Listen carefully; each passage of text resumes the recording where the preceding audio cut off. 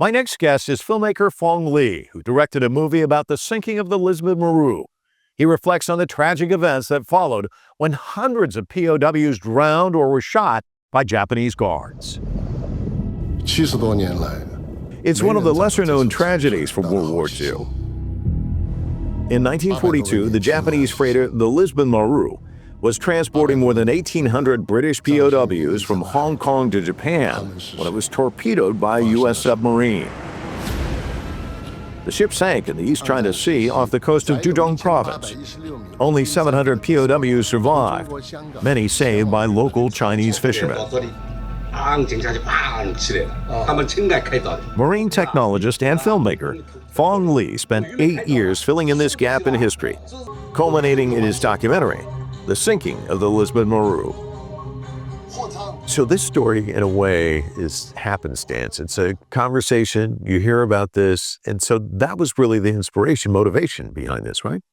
Well, I know a lot about history.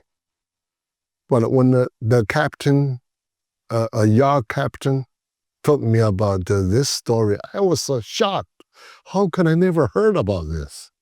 When we went to the village, after we landed in the island, I checked with the local, villagers. And I said, yeah, it is true.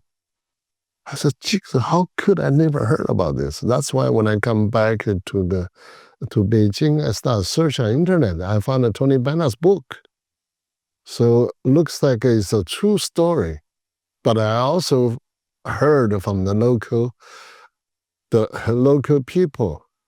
Year 2005, and the Phoenix TV station came over, bringing a diving team from Hong Kong. They are trying to find the wreckage, the shipwreck. So nobody found it. I said, how could? It's a huge boat. 2016, went to the island. For the first 10 days, we never found it. So I started to suspect that the Japanese record was wrong. Because in the old days, how you position yourself, you look at a star, right? You use your compass. That's very inaccurate. So finally, we searched the whole area we found about. But how can I prove that's a Lisbon Maru? That's why next year, 2017, September, I bought so many equipment, a big team. The day we were evacuating from the sea back to land, it was September the 9th, 4:30 in the afternoon. The sun come down, because it's the east, the sun come down earlier. All of a sudden, you are touched. Straight below 30 meters below your deck, there are 828 buoys.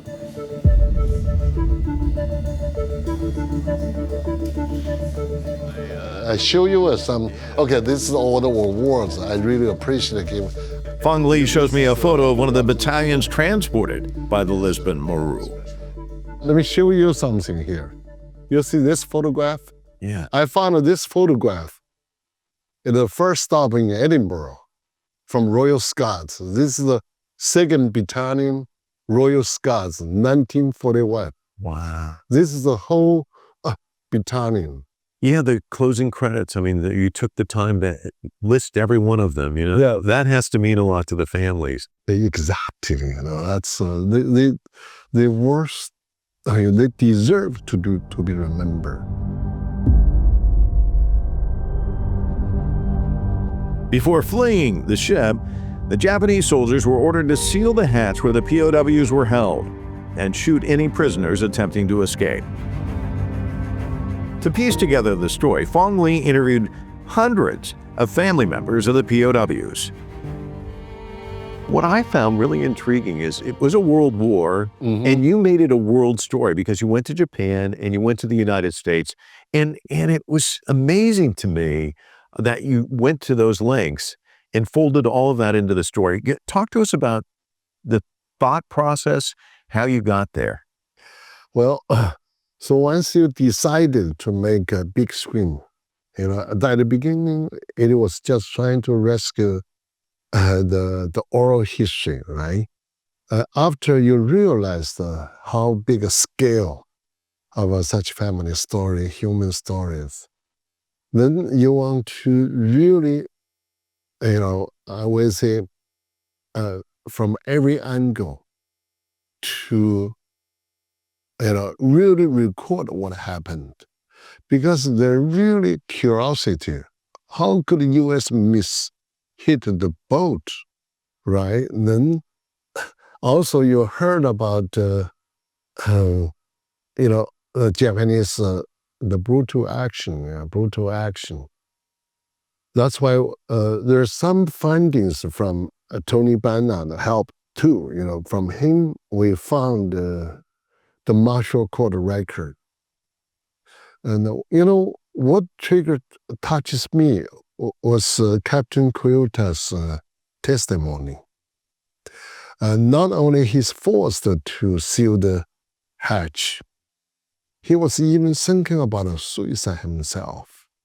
He was thinking about tied himself to the pole on the deck to sink to the sea, because this is the third boat got hit by Allies.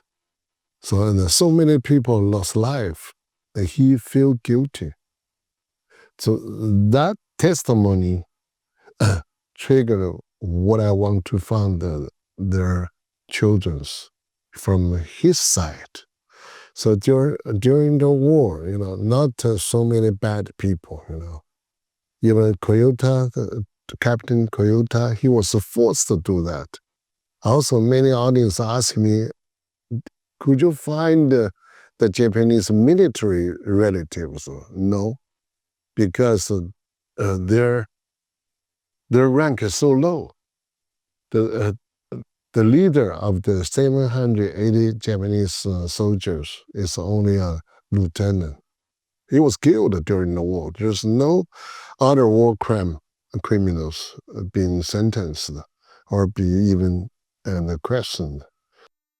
What's been the most rewarding aspect of working on this documentary and finally premiering it and getting reaction? What's been the best part for you? Well, this best process is the audience movie. Because I love to be with the audience together. Because especially when I see young kids get touched, I'm so happy, because the war so far away from them. The history too long ago. But still, all those feelings touches everyone. I'll give you one story. My friend telling me her classmate took his son, 14 years old, to see Lisbon Maru, film. His son don't want to stay with dad. He went to front row. The son went 14 years, went front row. Before the film ended, he quietly come back, give dad a hug. This is the reward to me. Yeah, when you see young people, old people, families, they start appreciating the love and the family. Oh, I feel so awarded.